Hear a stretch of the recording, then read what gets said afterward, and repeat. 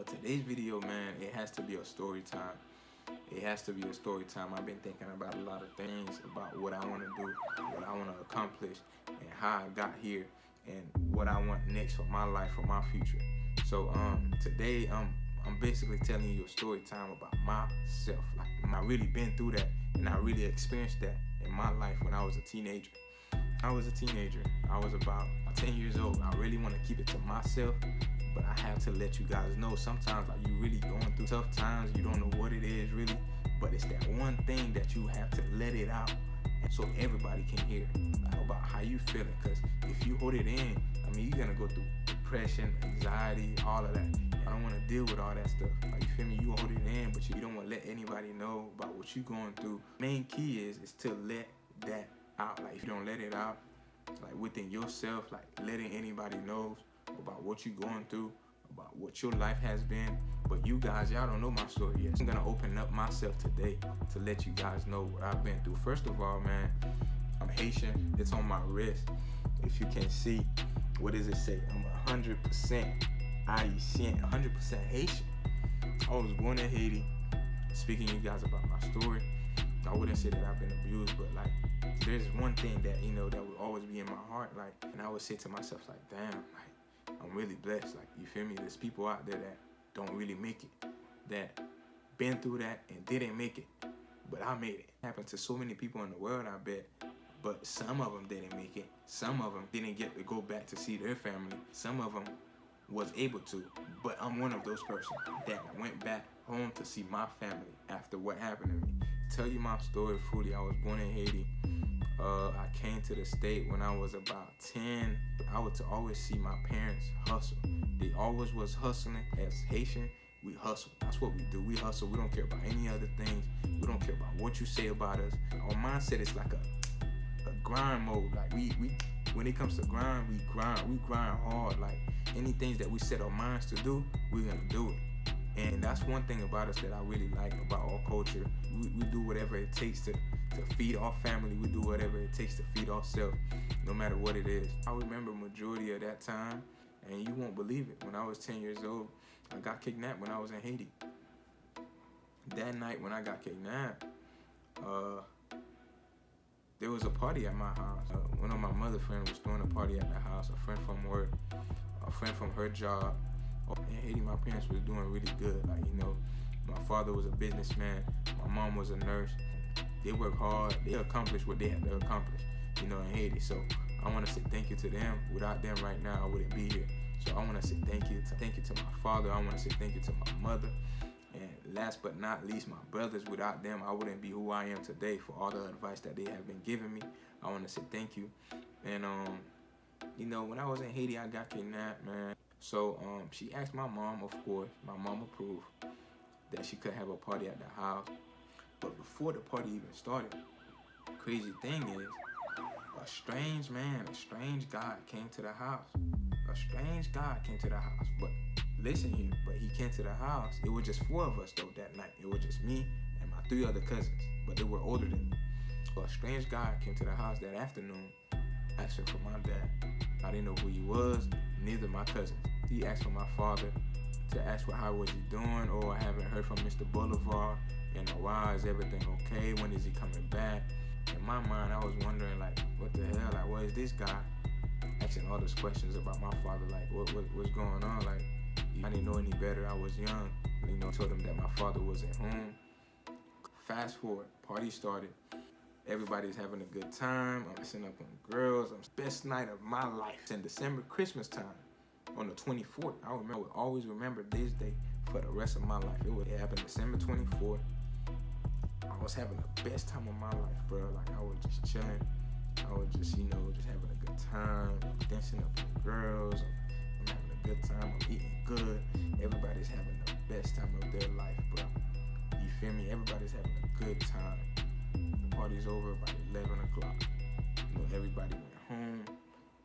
My uncle that was supposed to sleep over that night, his job called him, saying that, okay, he has to be at work early in the morning, about like 6 a.m. Literally, he said he couldn't sleep over that night. So, okay, my older cousin that was about in his 20s was like, okay, cool. No, I think we'll be able to, protect the house, make sure that we're safe, make sure anything don't happen, lock all the doors, etc., etc. He's been with my parents for the longest, right?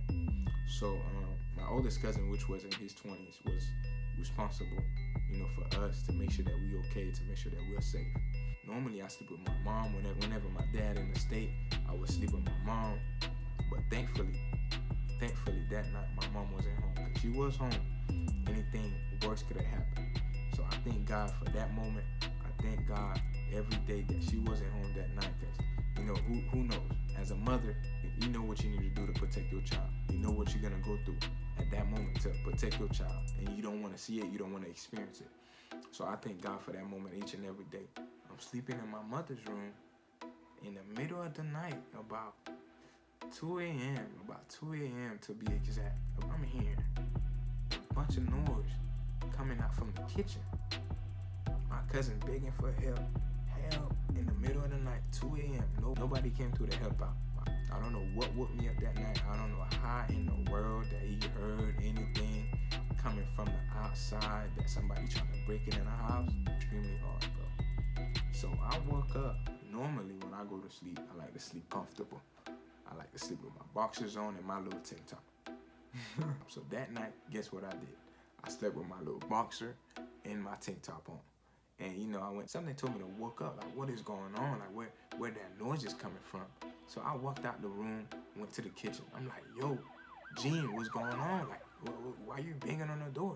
But he told me, yo, somebody really trying to break it in the house right now. So go ahead and call the other cousins to wake up. I went and woke up my other cousins that night. I'm begging him to wake up, bro. And he was like, bro, stop playing with me, bro. Nobody trying to break into the house. Are you crazy? I'm like, yo, you need to wake up. Come outside right now and look. Come out the kitchen door and look. And he woke up. He came out the kitchen door and look. That boy went nuts. He went crazy. Like, I know I shouldn't be laughing right now, but this dude really went crazy. He went nuts. He didn't know what to do. He went up and woke up my other cousin, which was a female. He was thief trying to break into the house. At 2 a.m. in the morning, what are we gonna do? We got no guns. We got nothing to protect ourselves. Anything can happen, right? So my cousin's still out there banging. Eventually, he stopped banging. He closed the door, closed all the doors, locked everything up, make sure everything is locked. My oldest cousin that was banging on the door that night, begging for help, eventually he told us to go somewhere in the room and hide so they won't be able to see us or anything, just in case if they try to come in the house. So me, my dumb ass, I went with my other two cousins to hide under the stairwell, knowing damn well they can possibly find us, bro. Not knowing what can happen, or are they really trying to break inside the house that night? They really was trying to come for somebody that night. And guess who they came for? They came for me. I don't regret everything that happened. I mean, everything happened for a reason. You don't know tomorrow. You don't know what can happen. You don't know where life can take you. As humble as I am, I'm just going to keep pushing. I'm just going to continue to be successful, continue to be the best version of myself, continue to be the best person that I can possibly be. So we went and hid under the stairwell, and my cousin was praying out loud, like praying. He kept on praying. What I was hearing people walking around the house. We normally have dogs. We had like 2 dogs, and the dogs weren't barking. We didn't know what happened to the dogs because they weren't barking. So in our mind, we thinking like, what's going on? Like, bro, the dogs ain't barking, nothing like that. Because we normally leave the dogs outside like during the night. Like us Haitian, bro, in Haiti, we don't do all that like extra stuff. Bring the dogs inside the house and play with us and sleep in our bed. I only see this shit in America. Like, seriously. But I heard a gunshot. In my head, I'm like, yo, fuck. This shit is over with. They're really trying to break in, bro. So, what are we gonna do? We had no choice. We had no ability to run. And they ended up finding us. 2 people came inside my room. One with a flashlight and one with a gun in his hand. He grabbed all 3 of us and told us to come outside. So all 3 of us standing there, he asked for our name. I told him my name. He put a gun on my cousin Charles' head. He told him if he moved, but he would definitely shoot, and he won't miss. I'm pretty sure they were looking for me, for sure. They grabbed me. They didn't grab my other 2 cousins. They didn't do any of that. My other 2 cousins just ran away. They got out the house. They went to one of my uncle's house about 15 to 20 minutes away. He walked me outside. Like I was telling you, when I go to sleep, I only sleep with my boxers and my little tank top on. So that's the only two things that I left that night with. My tank top and my boxers with no shoes, no nothing. Just my boxers and a tank top. Barefooted, only with my tank top and a boxer on, bro. In the middle of the night at 2 a.m. from what I can remember. You know, we walk around the city that night, bro. It was just the two of them and me. They grabbed me, bro. They was kicking me. I was trying to run away. I was trying to run away from them. They stopped and told me that, bro, if I make another move, he'll pull the trigger. I had no other choice but to cooperate and be in my best behavior. I did what they told me to do. I cooperate. You know, I was a kid. I was 10 years old. I didn't know any better. So, thinking about it right now, like, it's some crazy stuff that I went through. We went to hide there. But I can remember one of the guys got on their phone and called somebody and told him he didn't have any clothes, he didn't have pants and a shirt and some shoes. As we were hiding in the woods, at like 5, 6 a.m. we got out the woods, those two guys that came and grabbed me that night, we went and walked for at least approximately about 10 to 15 minutes to catch a taxi. So we catch a taxi. They clearly told me if I say anything or bust a move to try to run away, they will kill me. So what could I have done? I was on my best behavior, bro. I'm on lockdown. Like, if I say any words, I'm in trouble. If I try to bust a move to try to run away, they will shoot me. So I couldn't do anything but to behave and follow their instruction of what they were telling me to do, so I won't get shot at. So fast moving forward, they brought me to a stranger house that I didn't know. They brought me to somebody's house that I didn't know. I know that place was far though. I didn't know where I was at, but it was far. It was at least an hour or 2 hours away from my house. I didn't know where I was at. I spent that night over there, man. I just couldn't stop crying. As a child, I didn't know any better. I mean, I could have really got killed, bro, for even telling them what happened. You feel me? I really could have got killed. So thank God, bro. I'm a blessed child. I'm very thankful for life. I'm thankful for everything that happened to me. The process, the journey that I'm going through right now in life. But I really got kidnapped, yo. I really did got kidnapped. And that's one thing that I would never forget for the rest of my life. I stayed at their house for at least 5 days to a week from what I can remember. I mean, was I eating? Yes, I was.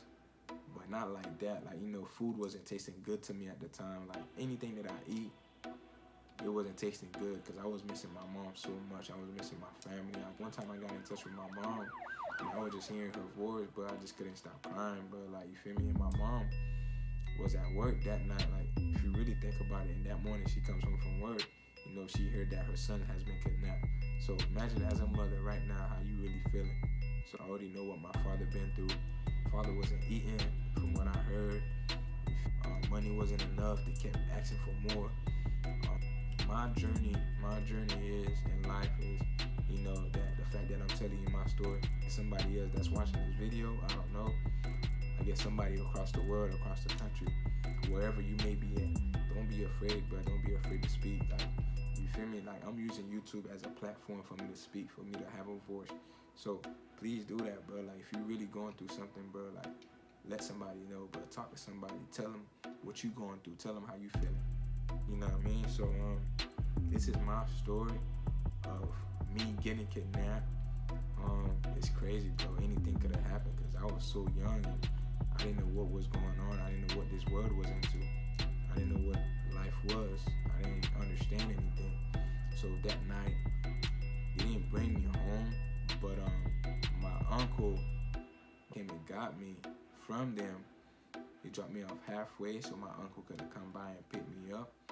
The guy that dropped me off, he was on the phone giving my uncle direction where I'm at so he could find me. I look to my left, he's already gone. Like, I don't know where I'm at. I don't know where my uncle is at. I don't have no telephone or nothing. But how in the world am I supposed to get home or know where my uncle is at? So I just kept on looking around.